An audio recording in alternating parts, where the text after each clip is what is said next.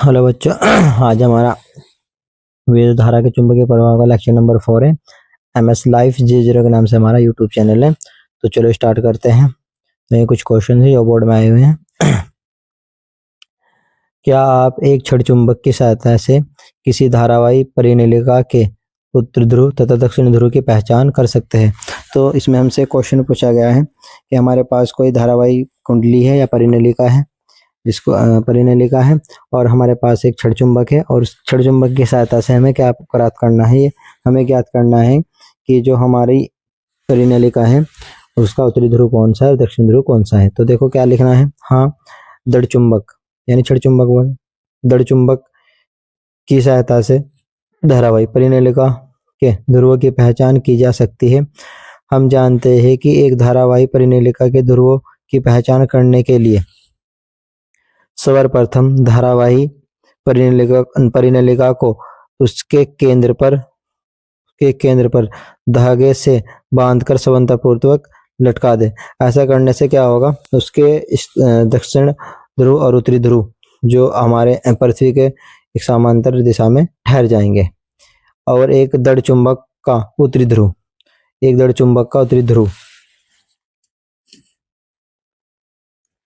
परिनलिका के एक सिरे के समीप लाते हैं। यदि परिनलिका का यह सिरा दक्षिण ध्रुव तथा दूसरा सिरा एक उत्तरी ध्रुव होगा, उसके विपरीत यदि परिनलिका का यह सिरा दड़ चुंबक से प्रतिकर्षित होता है तो यह सिरा उत्तरी ध्रुव तथा दूसरा ध्रुव दक्षिण ध्रुव होगा। तो इसमें क्या बताया गया है, हम थोड़ी देर के लिए मान लेते हैं कि हमारे पास ये चुंबक है दो। हमने दो चुंबक ले रखी है। देखो, एक को हम दड़ चुंबक मान लेते हैं थोड़ी देर के लिए, और एक को हम मान लेते हैं परिनलिका। तो इसा परिनलिका मान लो। तो चुंबक पर हम पहले ही नोट कर देंगे। चुंबक पर क्या नोट कर देंगे, हमने ये मान लिया कि ये चुंबक का जो सिरा है ये आपका नॉर्थ पोल है। ठीक है, हमने ये नॉर्थ पोल लगा दिया इस पे। तो देखो, अगर हम क्या करेंगे, उत्तरी ध्रुव परिनलिका के एक सिरे के समीप लाते हैं। कौन सा ध्रुव? तो हम पहले क्या करेंगे, उत्तरी ध्रुव हमने मान लिया कि उत्तरी ध्रुव है, और हम इसे इसके पास लाएंगे परिनलिका के। तो परिनलिका के जैसे ही पास लाएंगे, देखो अगर हम परिनलिका के पास ला रहे हैं, ये क्या है, उत्तरी ध्रुव, अगर ये आकर्षित होता है, आकर्षित का मतलब इस पर चिपक जाता है। हमें पता है हमेशा चुंबक के विपरीत ध्रुव ही आपस में आकर्षित होते हैं। तो इसका मतलब ये नॉर्थ पोल है तो ये साउथ पोल होगा। अगर ये नॉर्थ पोल है तो ये कौन सा पोल होगा, ये साउथ पोल होगा। ठीक है, तो हमने कहा है बेटा कि हम नॉर्थ पोल को कुंडली के पास ला रहे हैं। तो अगर आपको ये थोड़ा डिफरेंस है, ये मान लिया कुंडली है, हम इसके पास ला रहे हैं। अगर इस कुंडली का यह सिरा, इस कुंडली का यह सिरा इसकी ओर आकर्षित होता है, इसकी ओर क्या होता है, आकर्षित, तो ये नॉर्थ पोल है तो ये साउथ पोल होगा, यानी उत्तरी ध्रुव। तो ये कौन सा ध्रुव होगा, ये दक्षिण ध्रुव होगा। अगर ये ही ध्रुव आपका, ये ध्रुव क्या होता है, इससे प्रतिकर्षित होता है। प्रतिकर्षित का मतलब ये भी नॉर्थ पोल है और ये भी नॉर्थ पोल है। अगर ये नॉर्थ पोल है यानी उत्तरी ध्रुव, ये नॉर्थ पोल है तो वो साउथ पोल होगा, क्योंकि आपको पता है इसमें दो ध्रुव होते हैं। अगर एक ध्रुव इधर का आपका क्या नॉर्थ पोल है तो उधर का वो ऑटोमेटिकली साउथ पोल होगा। तो मुझे लगता होगा कि सभी बच्चों लोगों को समझ में आ गया होगा। तो नेक्स्ट देखते हैं बेटा। उसके बाद प्रेरित विद्युत धारा की दिशा जिस नियम द्वारा ज्ञात की जाती है उसका उल्लेख कीजिए। तो प्रेरित विद्युत धारा जिस नियम के द्वारा ज्ञात की जाती है वो हमें नियम बताना है, और पहले हम ये बताना है नियम का नाम क्या है। तो सभी बच्चे ध्यान के साथ देख ले। तो देखो बेटा, प्रेरित धारा की दिशा फ्लेमिंग के दाएं हाथ के नियम से ज्ञात की जाती है। फ्लेमिंग के दाएं हाथ का नियम पढ़ लेते हैं। इस नियम के अनुसार यदि दाएं हाथ का अंगूठा वह उसके पास की तर्जनी, देखो बेटे ये आपका अंगूठा हो गया, ये मेरा दाहिना हाथ है, ये आपका अंगूठा हो गया, इसे बोलते हैं तर्जनी, इसे बोलते हैं मध्यमा। ठीक है, तर्जनी उंगली मध्यमा उंगली को परस्पर एक दूसरे के लंबवत फैलाकर इस प्रकार रखे कि तर्जनी उंगली चुंबकीय क्षेत्र की दिशा में तथा अंगूठा चालक की दिशा में हो, तो मध्यमा उंगली चालक में प्रवाहित धारा की दिशा बताएगी, जिससे संलग्न चित्र के द्वारा दिखाया गया है। तो क्योंकि बेटे हमें धारा की दिशा ज्ञात करनी है, तो हमें क्या क्या आ गया, हमें अंगूठे और तर्जनी उंगली को इस प्रकार फैलाना है कि आपस में 90 डिग्री पर हो। उसके बाद देखो बेटा, तर्जनी उंगली चुंबकीय क्षेत्र की दिशा में तथा अंगूठा चालक की गति की दिशा। तो ये हमारी तर्जनी है, ये चुंबकीय क्षेत्र की दिशा में होनी चाहिए और ये चालक की गति की दिशा में होनी चाहिए। तो ये जो हमारी उंगली है मध्यमा, यह क्या करेगी, हमारी प्रेरित धारा को बताएगी। तो इस चित्र में भी साफ साफ देख सकते हो बेटा, अंगूठा चालक की गति की दिशा, ये हमारी तर्जनी चुंबकीय क्षेत्र की दिशा, और मध्यमा जो है प्रेरित धारा की दिशा बता रही है। तो उसमें दो चीज हमने कवर की है। क्या कवर की है, अगर आपसे पूछ लेता है तो फ्लेमिंग के दाएं हाथ का नियम को परिभाषित कीजिए या इसके बारे में बताइए, तो आपको ये नियम लिखना है। इसी के साथ आपसे एक क्वेश्चन इस प्रकार का आता है, आता है प्रेरित विद्युत धारा की दिशा जिस नियम के द्वारा ज्ञात की जाती है उस नियम का उल्लेख कीजिए। तो लगता है सभी बच्चों को लगभग समझ में आ गया होगा। तो नेक्स्ट देख लो बेटा, इसके बाद क्या है, देखो हमसे पूछा गया श्रेणी क्रम में संयुक्त करने के स्थान पर विद्युत युक्तियों को पार्श्व क्रम यानी समांतर क्रम, याद रखना बेटे, पार्श्व क्रम मतलब समांतर क्रम में संयुक्त करने के क्या लाभ है, यानी श्रेणी क्रम में ना जोड़कर जो हमारे घरेलू परिपथ होते हैं उन्हें पार्श्व यानी समांतर क्रम में जोड़ने पर हमें लाभ होता है। वो क्या होता है, यहाँ कुछ पॉइंट्स में बताना है। विद्युत युक्तियों को पार्श्व क्रम में संयुक्त करने के लाभ निम्नलिखित हैं। देखो बेटा, इसके लाभ निम्नलिखित हैं।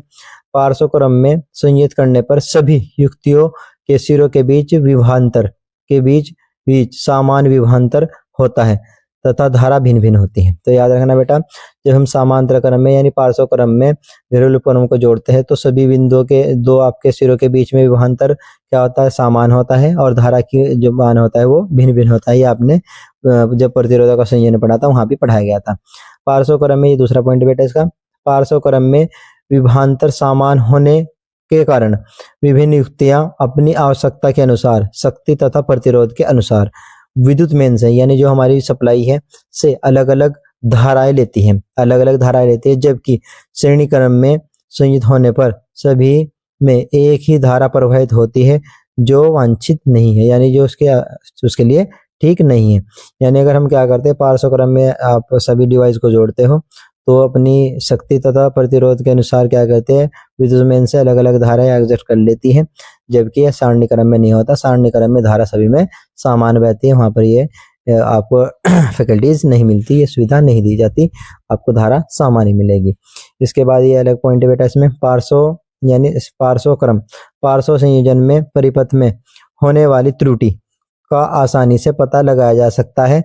देखो बेटा, अगर हमारा कोई डिवाइस खराब हो गया है तो पार्श्व क्रम में अगर सभी आपके डिवाइस जुड़े हैं तो आराम से पता लग जाएगा, क्योंकि पार्श्व क्रम में जुड़े हैं सिंगल डिवाइस के हमें कनेक्शन का पता होता है, आसानी से पता लगे। जबकि श्रेणी क्रम में त्रुटि होने पर सभी युक्तियां एक साथ काम करना बंद कर देती है और तब त्रुटि का पता लगाना एक कठिन कार्य हो जाता है। देखो सबसे पहले तो बेटे जो हमारे डिवाइस होते हैं घर के वो सारणी क्रम में काम नहीं करते। अगर वो सारणी क्रम में काम करते भी, आपने देखा अगर हम कुछ डिवाइस को जोड़ भी देते हैं, मान लिया हम 2 या 3 बल्ब को सारणी क्रम में जोड़ दे, सीरीज में बोलते हैं आप जिसको जोड़ दे, अगर उनमें से क्या किसी में अंदरूनी खराबी आ जाए तो उनको फाइंड करना बहुत कठोर होता है, आपको हर डिवाइस को चेक करना पड़ता है। जबकि समांतर क्रम में ऐसा नहीं होता, जो डिवाइस खराब होता है सिर्फ उसी को चेक करके उसी को रिचेंज किया जाता है। सारणी क्रम में ऐसा नहीं होता। तो हमारा जो पार्श्व क्रम है यानी समांतर क्रम है वो सारणी क्रम से बहुत ज्यादा लाभदायक है और इसी के हिसाब से हमारे घरेलू परिपथ बनाए जाते हैं। उसके बाद हमारा एक क्वेश्चन है बेटा, विद्युत फ्यूज क्या है, घरेलू विद्युत परिपथों में इसकी क्या उपयोगिता है। तो विद्युत फ्यूज के बारे में बेटा मैं पहले पढ़ा चुका हूँ कि विद्युत फ्यूज क्या होता है, घरेलू विद्युत परिपथ में इसकी क्या उपयोगिता है। और इसमें बेटा देखो ये तो मैंने उपयोग कर दिया, इसमें अगर कभी आ गया कि इसकी संरचना समझाइए तो संरचना को बता रहा हूँ मैं, फ्यूज की डेफिनेशन मैंने पहले समझाती है, ठीक है। तो घरेलू में जो आपका विद्युत पतन होता है उसे बचाने के लिए फ्यूज का उपयोग किया जाता है। होता क्या है आपको पहले बताया गया था। अब जरा ध्यान के साथ देखो बेटा, संरचना कैसे बनाएंगे। सामान्यतः विद्युत फ्यूज तार तांबे, टीन और शीशे के मिश्रण से बना होता है। तो जो फ्यूज का तार होता है वो तांबे का, टीन और शीशे के मिश्रण से बना होता है।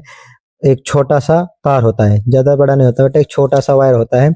आपको दिखाऊंगा मैं चित्र में, एक चित्र बनाया मैंने आपको समझाने के लिए, जो कि चीनी मिट्टी के होल्डर पर लगे 2 धात्विक टर्मिनलों के बीच खींचा रहता है। बेटे देखो ये आपका चीनी मिट्टी का एक फ्रेम है, इसके बीच में जो आपके धात्विक 2 मेटल लगाए हैं और इनके बीच में आपका ये कॉपर का तार खींच रखा है, ये कॉपर का तार यहाँ पे लगा हुआ है, खींचा रहता है। इसका गलनांक तांबे की तुलना में बहुत कम होता है। जिस परिपथ की सुरक्षा करनी होती है उसके एक अथवा दोनों संयुक्त तारों में श्रेणी क्रम में फ्यूज तार जोड़ देते हैं। मोटाई के अनुसार फ्यूज तार की एक निश्चित क्षमता होती है, जिससे अधिक धारा प्रवाहित होने पर वह फ्यूज तार गर्म होकर पिघल जाता है। तो बेटा एक हम धारा के हिसाब से लगाते हैं, अगर उससे ज़्यादा धारा बहती है तो फ्यूज तार गर्म होकर पिघल कर वहाँ से आपका कनेक्शन टूट जाता है, जिससे घर के या जितने भी हमारे उपकरण हैं वो सुरक्षित रहते हैं। तार के पिघल जाने से विद्युत परिपथ टूट जाता है, यानी आपका विद्युत परिपथ टूट जाएगा और धारा बंद हो जाती है, यानी आपका आगे करंट का फ्लो रुक जाता है। धारा के बंद हो जाने से उपकरण अथवा परिपथ की खराबी का पता चल जाता है। इसको दूर करके तथा नया फ्यूज तार लगाने के बाद परिपथ में धारा को पुनः चालू कर लिया जाता है। तो हमारा डिवाइस भी खराब नहीं होता। और इसमें क्या होता है बेटा, जो जिस डिवाइस का ये फ्यूज खराब होता है उसे हम कर लेते हैं। तो ये आपने देखा होगा इन्वर्टर में भी होती है, एक फ्यूज ट्यूब होती है, उसमें भी एक फ्यूज ट्यूब लगी होती है। तो जरूर बेटे अब तो ये बहुत प्रकार का बना जाता है, एक ट्यूब की तरह होता है। इस ट्यूब में क्या होता है, एक वायर लगा होता है। जब भी आपकी धारा में प्रॉब्लम दिखाई पड़ती है तो फ्यूज तार खराब हो जाता है, यानी फूक जाता है, जिससे हमारा डिवाइस सेफ रहता है। ये यहाँ पर दिखाया गया बेटा, तो एक होल्डर लगा होता है, यहाँ पर ये दो टर्मिनल लगे, इनके बीच में ये आपका फ्यूज तार लगा हुआ है। और यहाँ पर जब आप इसको रखोगे तो ये आपकी लाइन कंटिन्यू हो जाती है। ये बड़े जैसे हमारे ट्यूबवेल सबमर्सिबल हो गए या खेतों में पानी देने के लिए जो बोरवेल लगाई जाती है उन पर यूज़ किए जाते हैं। छोटे भी फ्यूज होते हैं, बड़े फ्यूज होते हैं, वो धारा की क्षमता के हिसाब से या जो डिवाइस होती है उसकी क्षमता के हिसाब से लगाए जाते हैं।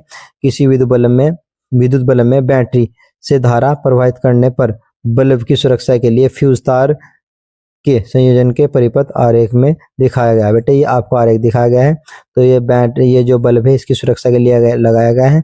इस बल्ब को जितनी धारा चाहिए अगर उसके हिसाब से धारा आती है तो ये कंटिन्यू चलता रहेगा। अगर धारा में जरा भी परिवर्तन होता है तो फ्यूज खराब हो जाएगा, जिससे हमारा ये डिवाइस सुरक्षित रहेगा। ये सिर्फ एक एग्जाम्पल है। इसी प्रकार हम बहुत सारे डिवाइस को सुरक्षित करने के लिए फ्यूज का उपयोग करते हैं। उम्मीद है सभी बच्चों की समझ में आ गया होगा। और लगभग ये हमारा लेसन बेटा खत्म हो चुका है। तो सभी बच्चे अच्छे से पढ़ ले और एक एक लेक्चर को ध्यान के साथ देख ले। अगर इसमें कुछ क्वेश्चन हो रहे थे तो मैं चेक कर लूँगा और आपको सेंड कर दूँगा।